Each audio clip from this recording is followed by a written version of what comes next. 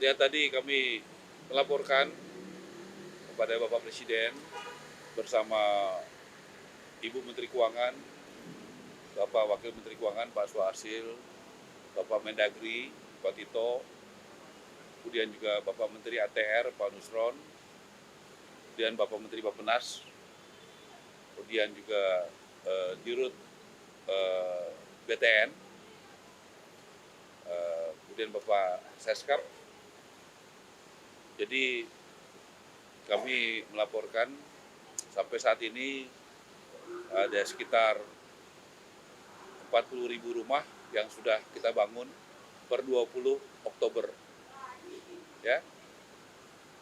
Dan itu juga akan terus bertambah. Mengenai lahan, kami mendapatkan arahan yang sangat jelas bahwa memang lahan-lahan yang ada, misalnya dari Kejaksaan Agung, dari tanah-tanah hasil korupsi yang disita, kemudian juga dari BLBI, kemudian juga dari yang HGU-nya sudah tidak diperpanjang, dan berbagai jenis lainnya, itu akan masuk kepada Dirjen Kekayaan Negara, kemudian ke Bank Tanah, kemudian akan diproses lebih lanjut bagaimana kita akan membuat skema yang legal, yang ada kepastian hukumnya, dan juga yang berkeadilan. Ya, terutama buat masyarakat berpenghasilan rendah, MBR, yaitu yang berpenghasilan 8 juta ke bawah.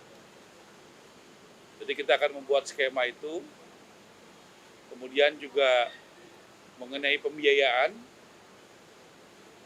kita bersyukur karena kita sudah bisa memberikan kepada masyarakat yang tidak punya gaji tapi punya penghasilan,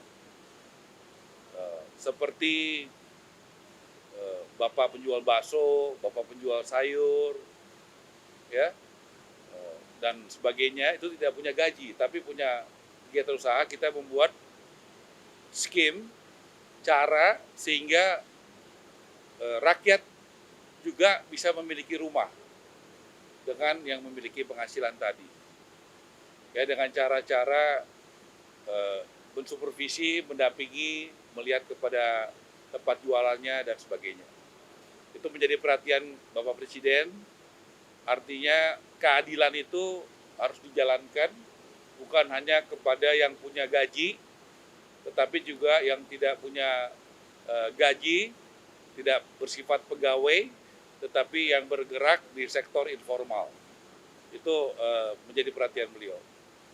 Kemudian juga tadi kami laporkan, kurang lebih nanti tanggal 20 Januari itu 3 kali 30, 90 hari, ya, ada beberapa kebijakan di pemerintahan Presiden Prabowo yang pro rakyat yang sudah kami lakukan berkat dukungan kerjasama dari Kabinet Merah Putih secara tim, karena kami diminta kerjasama dengan tim Bappenas, ya, Mendagri, Menteri Keuangan, ya, ATR, dan lain sebagainya, semua mendukung. Seperti satu, kita sudah membuat SKB Mendagri, Menteri PU dan kami, yaitu bagaimana BPHTB itu bisa 0%, yang harusnya bayar 5%. Dan itu sangat membantu rakyat. Yang kedua, PBG, untuk bangunan gedung, ya, itu juga 0%. Kemudian juga PPN, 6 bulan ke depan untuk rumah yang di bawah 2 miliar itu 0%. Ini adalah sesuatu yang tadinya bayar, sekarang menjadi gratis buat rakyat. Rakyat yang mana? Rakyat kecil yang berpenghasilan tadi MBR, ya, berpenghasilan rendah. Jadi seperti arahan beliau, kebijakan harus kepada pro rakyat, dan kami jalankan. Kemudian kami juga sesuai arahan Bapak Presiden sudah membuat kebijakan yang mempercepat urusan rakyat, yaitu dulu tuh namanya IMB, sekarang PBG. Tadinya 45 hari, kita sudah buat SKB itu menjadi 10 hari. Dan rencana minggu depan bersama Pak Mendagri, juga saya undang Bapak Bappenas, itu sudah bisa menjadi 4 jam. Ya, tapi ini baru terjadi di satu kota, Kota Tangerang, dan berharap nanti yang lain mengikuti. Karena prinsip beliau, Bapak Presiden, rakyat harus diberikan pelayanan yang cepat. Ya, kalau ada yang bisa dibuat murah, ada yang bisa dibuat gratis. Jadi itu 3 kebijakan yang gratis dan 1 kebijakan yang tadinya lama 45 hari menjadi 10 jam secara umum, tapi khusus di Kota Tangerang itu bisa 4 jam. Ya, secara umum 10 hari, dari 45 hari jadi 10 hari, tetapi ada 1 kota yang luar biasa yang bisa 4 jam. Nah, mudah-mudahan ini bisa hal yang positif bisa diikuti oleh kota dan kabupaten yang lain. Supaya bupati-bupati wali kota berlomba-lomba membuat kebijakan sistem SDM supaya rakyat makin mudah, makin murah, makin cepat untuk mengurus perumahannya. Dan kami juga tadi berbicara dengan Bapak Menteri Bappenas, bagaimana mengembangkan jalur-jalur transportasi, utamanya kereta api, supaya bisa dibangun rumah-rumah buat rakyat. Supaya transportasinya itu menjadi mudah, cepat, dan murah. Jadi kita akan mencoba memaksimalkan daerah-daerah yang sudah ada, yang belum ada jalur kereta apinya ya Pak ya, atau yang dulu ada tapi sekarang belum ada, dan juga daerah-daerah baru. Supaya nanti isu transportasi ini konektivitas bisa dieksekusi dengan pendekatan yang efisien ya. Nanti selaras bagaimana jalur listrik, jalur gas, jalur kereta api, semuanya bisa sinergi sebagai satu tim. Saya rasa itu yang, dan juga dalam beberapa hari, karena kepercayaan dari investor luar negeri sangat tinggi, bagaimana kita tahu Presiden Prabowo berbicara dengan pemimpin-pemimpin dunia, ya, di RRC, ya, di Timur Tengah, di Amerika, ya, di Rusia dan berbagai negara besar, ya, kita harus siap. Bagaimana nanti begitu ada investasi di bidang perumahan, timnya ada Ibu Menteri Keuangan, Bapak Menteri Bappenas, Bapak Menteri ATR, kemudian nanti dari Menteri BUMN, kemudian dari Menteri Hukum, kemudian juga nanti dari perbankan, kemudian juga dari BPKP, supaya semuanya berjalan dengan legal. Kita mesti menyiapkan tim yang kuat, sehingga nanti begitu investor datang, dia sudah bisa, ini legalnya begini, lokasinya di sini, dan sebagainya. Posisinya seperti apa, hak kewajibannya seperti apa. Dengan tentu prinsip saling menghormati, dan kita mengutamakan kepentingan nasional kita, dan juga bagaimana punya dampak kepada pertumbuhan ekonomi yang berkualitas di Indonesia. Jadi kami juga arahan beliau untuk menyiapkan tim yang solid untuk itu. Silakan Pak, tambahkan sedikit. Kami dari Kementerian Perencanaan Pembangunan Nasional dan Badan Perencanaan Pembangunan Nasional, kewajiban kami membantu, mendukung kementerian dan lembaga untuk memastikan bahwa semua perencanaan itu sejalan dengan Nawacita, 17 program prioritas dan 8 program hasil terbaik cepat. Dan rapat sejak sore tadi memastikan bahwa itu berjalan seperti yang sudah disampaikan oleh Pak Menteri Perumahan, Bapak Marwara Sirait. Dan saya senang sekali, kami senang sekali karena Pak Marwara ini bukan hanya kreatif tapi juga inovatif. Banyak hal-hal yang terobosan yang pada masa lalu belum dijalankan, sekarang akan dijalankan dengan sinergi dengan berbagai kementerian dan lembaga yang bisa melaksanakan program perumahan seperti yang dijanjikan dan seperti yang sudah diprogramkan sejak awal. Demikian dari kami. Sekali lagi terima kasih atas perhatian semuanya. Terima kasih. Ya.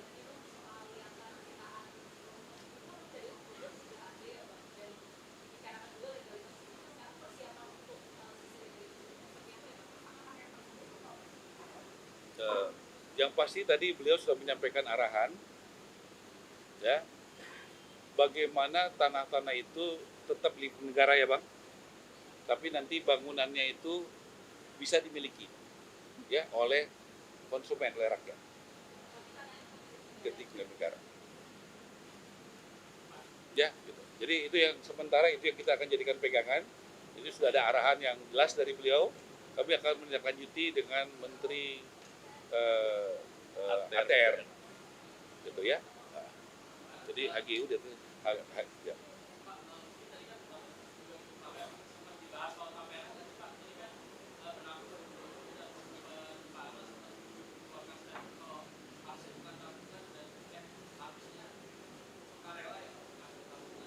Ini masih dibicarakan. Ya. Ya. Ya, memang saya sudah undang Tapera dan saya sudah laporkan juga tadi. Memang tabungan itu kan harusnya bersifat sukarela. Kan begitu. Jadi saya dorong Tapera itu harus bisa dipercaya, harus bisa bermanfaat. Ya. Karena itu yang paling penting. Tunjukkan bahwa bisa dipercaya, kredibel, tidak ada korupsi, dan bermanfaat. Dan saya melihat dalam 2 bulan perkembangan ini, ya, objektif, karena saya terus terang keras sekali untuk mengecek ini, ya. Saya melihat sudah ada usaha-usaha bagaimana mereka bermanfaat bagi anggotanya yang membayar iuran itu. Buktinya apa ya? Menyalurkan. Boleh dicek kalau tidak salah sampai hari ini mungkin 30.000, 35.000 sudah disalurkan melalui Tapera. Artinya manfaatnya sudah dilihat. Nah, ini saya minta ditingkatkan. Ya, bagaimana efisiensi tapi juga manfaat harus ditingkatkan dan transparan ke publik. Saya rasa itu kita tahu sekarang sedang berproses di MK dan kita menghormati keputusan hukum, tapi saya ingin sesuai arahan Presiden, lembaga-lembaga negara itu harus transparan, legal, dan bermanfaat. Nah, itu kita dorong. Jadi, boleh dilihat dari hasil pengecekan saya, kalau tidak salah akhir Desember kemarin tuh saya juga menyaksikan dengan puluhan bank, pembangunan daerah, dan bank-bank yang ada di Indonesia. Ya, kan regulasinya sedang ada di MK. Oh iya dong. Kita kan MK ya. Kan sudah ada berproses di MK. Cukup ya? Ya, ikutin. Satu lagi.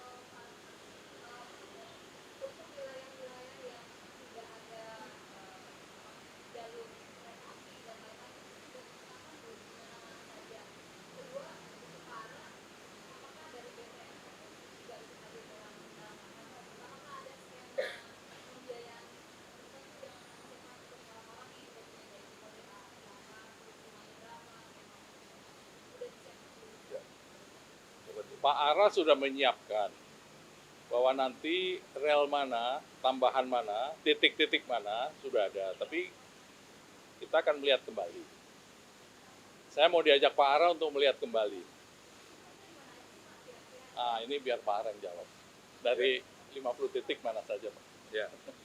Jadi kami sudah mengusulkan tadi rapat juga PSN program.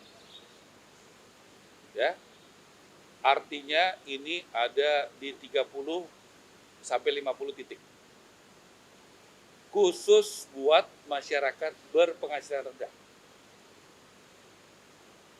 Ya, jadi khusus buat masyarakat supaya izin-izinnya dipercepat supaya terjadi pemerataan, supaya terjadi pemanfaatan lahan-lahan yang ada.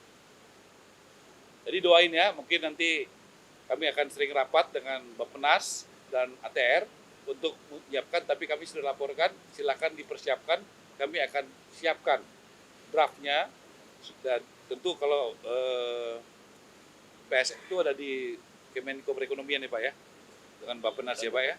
Nah jadi kita akan siapkan itu, nanti pada waktunya kami akan sampaikan, supaya juga ini ada pemerataan di banyak kota, banyak kabupaten di Indonesia, tentu sedapat mungkin yang ada tanah-tanah yang bisa kami manfaatkan. Nah kemudian soal BTN tadi, soal skema, tadi saya sudah sampaikan, kita bukan akan siapkan. Saya sudah hadir dan memberikan langsung kepada tukang sayur, kepada tukang bakso yang tidak punya gaji karena bukan pegawai, bukan pegawai negeri dan pegawai swasta, tapi bisa sudah mulai diberikan. Dan tadi Bapak Presiden meminta program itu harus diperbanyak supaya rakyat yang bergerak di sektor informal bisa merasakan manfaatnya. Jadi itu kita akan tingkatkan, itu sudah jalan. Tetapi tentu kita akan tingkatkan supaya teman-teman yang bekerja di sektor informal yang tidak punya gaji tapi punya penghasilan itu bisa menikmati daripada program itu. Udah ya? Tadi saya sudah sampaikan 8 juta ke bawah. Tadi sudah saya omongin. Udah ya? Terakhir ya.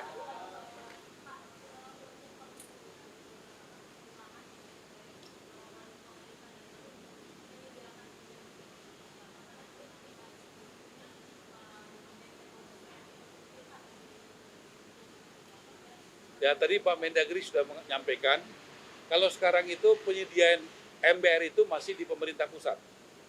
Jadi ada PP yang akan dipersiapkan, ya Pak ya tadi ya, PP. Bagaimana juga itu menjadi tanggung jawab pemerintah provinsi dan kabupaten kota. Karena cukup banyak kabupaten kota yang APBD-nya besar, ya kan? Bahkan tadi Ibu Menteri Keuangan mengatakan tahun kemarin masih ada sisa cukup besar ya Pak ya? Ya, cukup besar ya. Nah itu kalau bisa masih banyak warganya yang tidak punya rumah, kenapa tidak dilakukan itu? Nah ternyata kita sudah pelajari dalam 2 bulan ini, ada yang mengatur bahwa itu tanggung jawab pemerintah pusat. Nah kita akan coba menjadi tanggung jawab juga dan boleh mengurus. Sebenarnya kan begini, mungkin saja pemerintah daerahnya, bupati wali kotanya kepengen, tapi karena ada aturannya itu dia hanya boleh misalnya turun tangan kalau ada bencana. Kan sementara kan orang ada juga yang butuh walaupun tidak ada bencana. Karena dia belum punya rumah yang layak atau tidak punya rumah. Nah, dengan adanya perubahan itu, mudah-mudahan itu bisa jadi pintu masuk yang legal. Karena kita mau juga bupati wali kota itu kan legal dalam menjalankan niat baiknya. Saya rasa gitu ya. Makasih ya.